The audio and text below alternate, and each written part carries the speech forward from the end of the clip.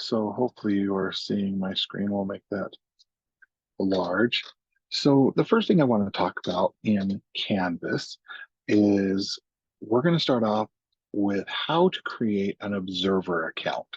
And so when you create an observer account, the parents first are the ones that will create an observer account.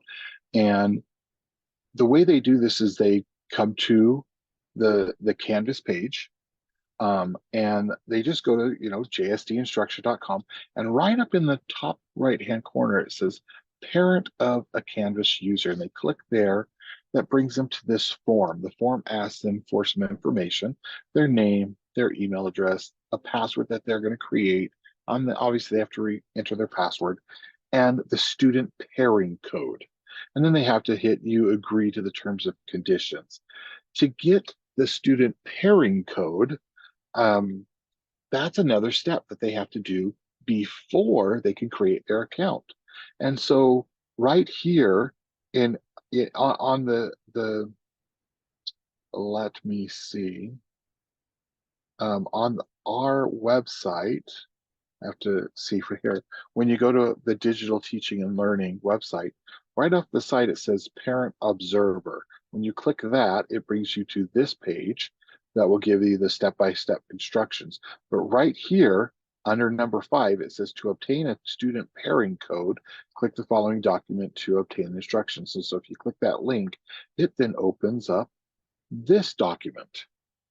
The student then goes into their account, and you can read this, but I'm just going to show you this picture here. They click on their account settings button on the left-hand side, and then they click on settings. Once they click setting, this new screen appears, and over here on the right-hand side, it says pair with observer. Once they click that pair with observer, a pop-up window opens up, and you have this 6 or 7 character 6-digit code, I guess, will display. And it's a mixture of numbers, letters. Some of them, the letters are capital, some are lowercase. And this pairing code is good for 7 days. That means it's active for 7 days. So the parent must register their account within 7 days. And that code is only good for one parent to use. And so if both parents want to have an account, then the student has to get this code X out of the screen, click on account again, settings, and then it will click on a pair with observer, and it will bring up another code, and they can share that with them. Now, you might be asking, why am I sharing this when the topic is empowered learner from the student perspective? Well, a student can be in charge of their Canvas and should be in charge of their Canvas. But what a better tool to have your parents be on board with you, so that when you come home, you can sit at the couch or the dining room table or the bar around the kitchen uh, cabinet and have a discussion with your parents about, hey, this is what I did today. These are the assignments that I have coming up. You now have your parents as guidance, as your collaborator to help you plan how you're going to tackle this week's assignments or do them. And they're there as your supporter. They have, as an observer, full access to Canvas. So they can do everything the student can do minus submission of the assignment. The student is the only one that can turn in the assignment. But the teacher or the parent has ability to download PDFs, to get in and read the discussions, to be able to read the responses. Everything is there for the parent to be able to do and support the student. And so that is why I first share this. We want our parents to be their number one supporter for their students. And the way that we do this is by making sure that the parents and the student know exactly how to create that observer account. And so that is the first thing that I want to talk about is doing that observer code. The next thing I want to start off with is the dashboard. So a student can be in control of their own learning. They can empower themselves by choosing how their dashboard looks. So in the card view mode, when you're, and I'm going to apologize right now, I'm in the PD version of it because I don't have active classes in the JSD that I can show you. So I can only show you the PD version of this. In the card view, you will see that you basically have cards as a tile that you can see all of your courses. But the bonus of the card view is when you look at this side, on the right-hand side, you have the to-do list right here. The to-do list here gives you, like right here, obviously, because this is Jordan PD, it's showing me as a teacher what I have to do. So you can see that I have to grade these things. But for a student, it's going to show the assignment. This assignment is due on this date. This discussion is due on this date. This quiz is due on this date. For this class. Oh, for this other class, this is due here. For this other class, and it just mixes everything in to from your all of your courses. So if you have 3 things due on Friday from 3 different courses, it's going to list all 3 of those things with each of the course names by them, so that you can see um, what that is and how many points it's worth, when it's due by, and everything associated with it. So the to-do list is a quick way of seeing what you have coming due to you. Okay. Now the other option, and I will show my bias right now. I am a card view person. I do not like this other view, but I do know the students love it. And so I want to show this to you. If you click on the 3 dots here, you can go to list view. List view changes kind of like the to-do list on the right side, but it puts as whole screen. Here you will see to do on this date, I have this assignment, and this assignment all due. It'll say if it's graded or missing, how many points, when is it due? And then I can look at the next day and it'll show here, and the next day it'll show here, and then it goes on further. So these are things that you can see that were past due that um, I, obviously I'm the teacher, so it's going to show up those things. So um, you'll see all those things that are there. And then as you come down, you'll see yesterday and today of what is due. This just shows the students what is available to them. And that is the list view. So I'm going to click on the 3 dots and go back to card view, because this obviously is my favorite view.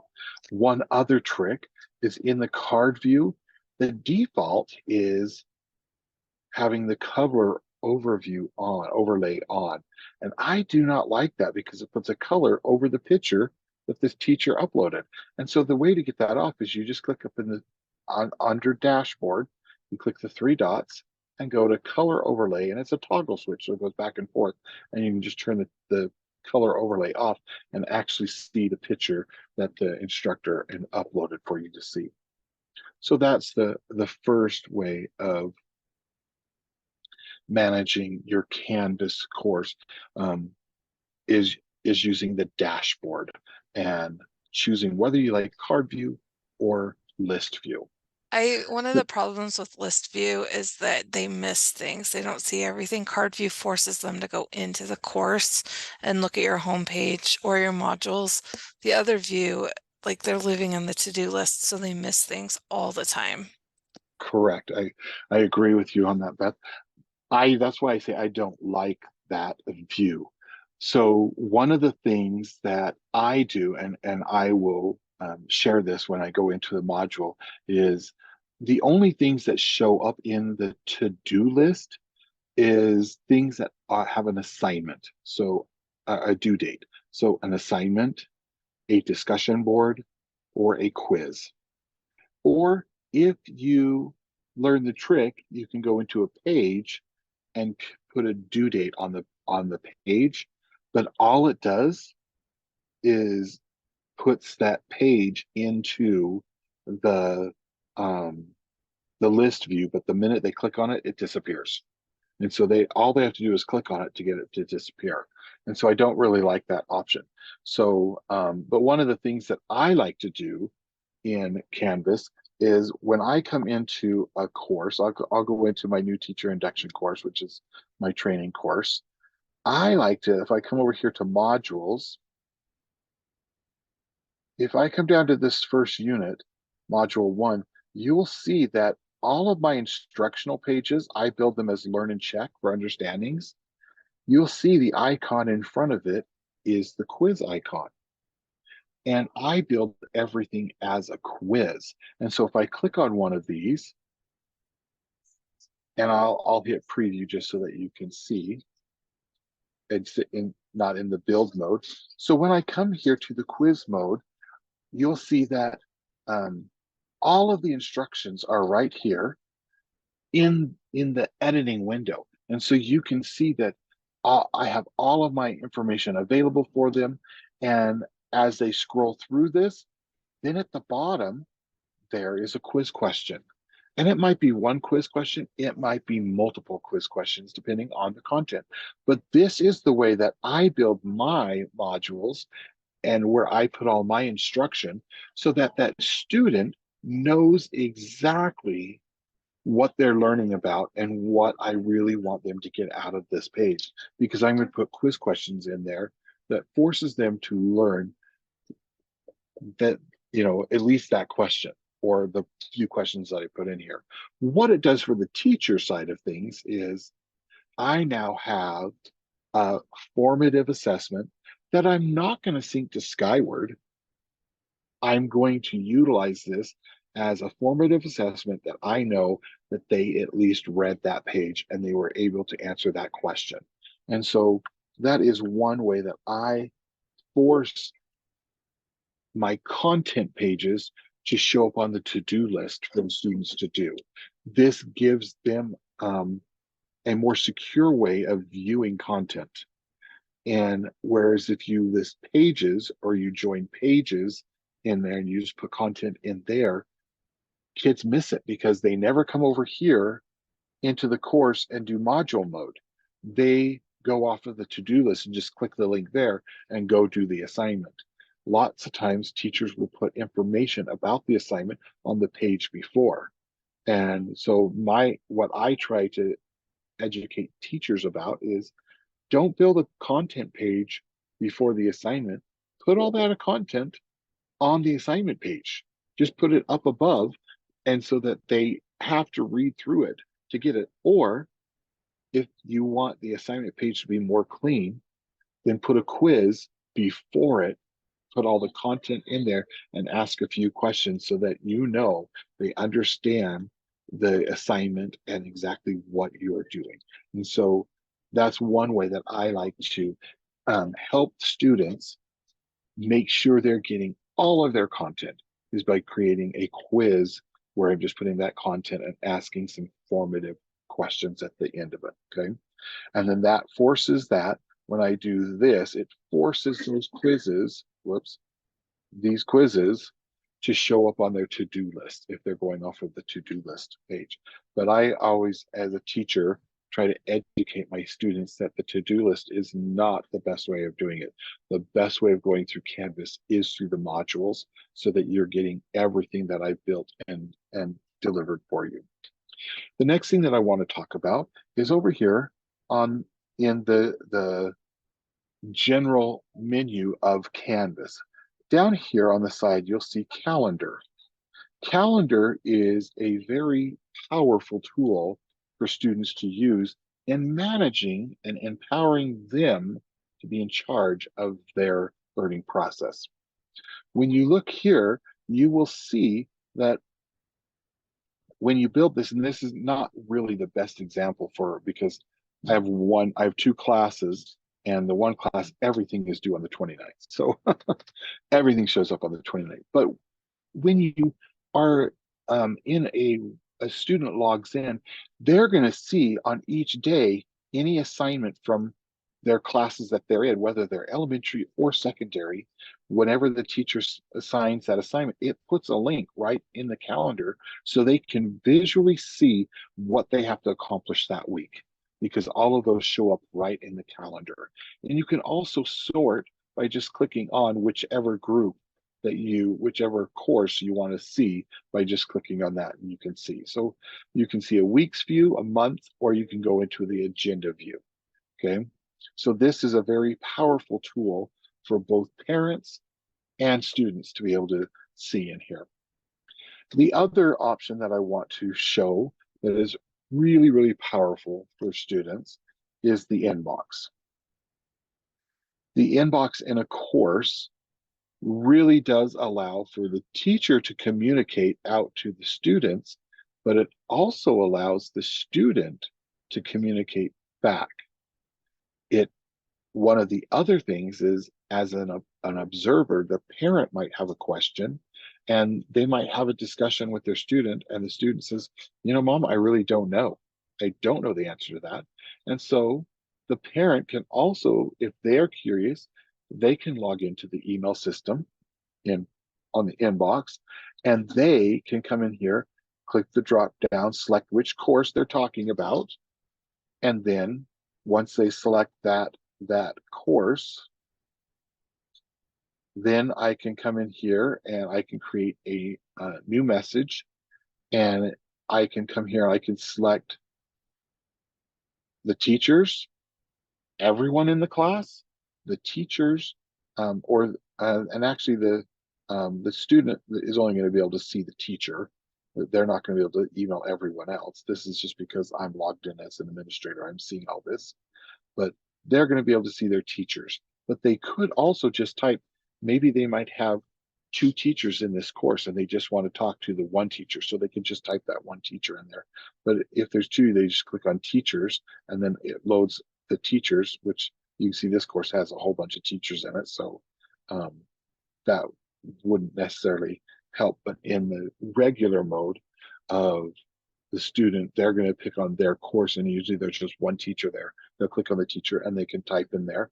They can also attach documents to this message that they can send to their teacher. Like maybe they sent an assignment, submitted the assignment, and they realized that they needed to do an attachment, but the teacher forgot to turn on the attachment tool. They can just come in and send an email to the teacher saying, hey, this was the attachment that's supposed to go with this assignment, but there was no option for me to attach it. Sometimes students don't want to type. They just like, they can also click right here and record an audio or a video comment that will be sent to their teacher.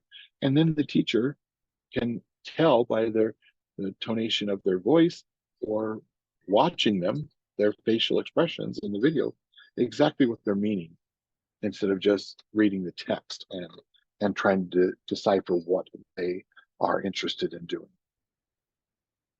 So the Compose really is a powerful tool for the students to communicate with their teachers or teacher, and also for the parent to be able to interact with the teacher and get information back with if they have questions as they're trying to support their student. But this is also a very powerful tool in that it does allow attachments and recording of audio or video in that feedback process. Another tool that is really powerful, and I've got to come over here to the dashboard, and let me come in here to my course, is the gradebook. The gradebook is very powerful for students to be able to go in and see. Now, obviously, I'm in as the teacher, so I'm seeing everything, and I see all of my students that are in here. But if I was to come in here and go into, if I came back here to the home page, and I said, let's start in student view, and then I clicked on grades, I'm going to see for the test student that's in here, I could come in here and see exactly what the student is seeing, what has been submitted, the due date, whether it's been scored, and the status of that, okay? This is really, really powerful for a student to be able to go in here. They can come in here and they can arrange by the due date, by the assignment group, by the module, or by the name, and be able to search for things. This is really, really powerful for students to be able to go through and be able to do that filter for them to see what they're looking for. The gradebook is really, really powerful for students and for the parent as the observer, because they can look right here and the status, if it's blank here, that means they haven't submitted anything. If it has an icon, like a page in a book, that means it's been submitted, but it just hasn't been graded. Or if it has a score, then you know that it's been graded, and that's the score that the teacher has given the student. So this is also very, very powerful for students to be able to see what they're in charge of. So I'm just going to click back home over here on the home page. And the last thing that I wanted to show you that that really helps the student be in charge of their learning is announcements. Announcements are messages that the instructor or the teacher sends out to the class so that the class will know of significant assignments that are coming up, that the teacher wants to put emphasis on so the students can be prepared for that. Or it could just be general announcements like, hey, remember Friday, there's no school, or any information that they want to put in there.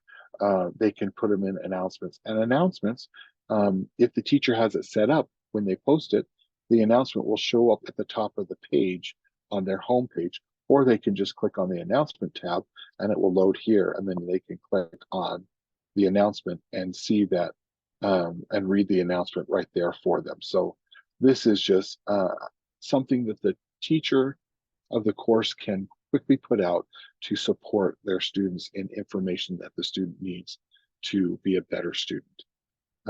Do I have any other comments or questions from the audience?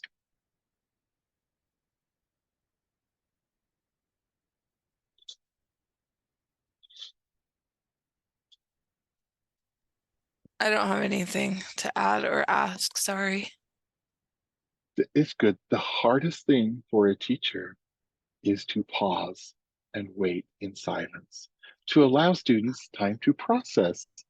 And so with that, that is what I wanted, that I prepared to show with how to be an engaged student and empower them in their own learning process, to utilize the observer tool and conference with your parents, to show them and have them help be that support mechanism for you as a student, to utilize the calendar and the to-do list.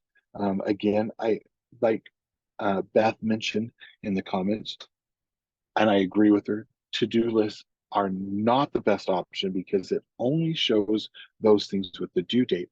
And some teachers will put pages in there that don't have a due date, where all the content or the instructions or the background information is that the students need to have in order to do the next assignment or the discussion. And so it's really best to work in the module mode so that you can go through the list of uh, assignments or learning pieces in the module for you to do. And In then our finally, situation, it doesn't allow for links like the Zoom links because we embed our Zoom links, and it doesn't allow for them to easily access their grades. right. And so that's why I say it's always best to go through the module mode, because everything is there. And then you also have the calendar and the inbox for communications. And then finally, the grade book once you're inside the course. The grades really show you what you have completed, what's in process of being graded, and then the final grade. So if you have any, oh, one last thing I did want to show you before I end. As a student, to be in charge of their own learning, if you go to Google and you just type in the search bar, Canvas Student Guide, you will get this section here that comes up with step-by-step instructions on how to do everything you need to do as a student to empower you as a learner so that you can be in charge and you can direct your learning. This goes through introductions, announcements, announcement redesign, assignments, everything that you want to do or can do in assignments in um, Canvas. Assign enhancement, learn how to do things in Calendar. We don't have the chat embedded or turned on. So collaborations, conferences, course navigations, discussions. So any of these things you can look at and say, I want to learn how to do that. And you can read it, learn how to do it, and then as a student, if your teachers aren't doing this and you would like to do something like that, you might be able to teach your teacher how to do something that they might not be doing. But this right here just really goes through and shows the students how to do all of the different functions within the Canvas as a student. And you can get to this easily by Googling Canvas student guides. And I'm going to say something that I might regret, but I believe that I have them. I do right here. I have the student Canvas guides right on the Canvas page. I also have the teacher Canvas guides, and I also have the parent Canvas guides, so that no matter who you are, you have the guides available for you to be the best learner and the best success in using Canvas. And with that, thank you for attending and have a wonderful rest of your day.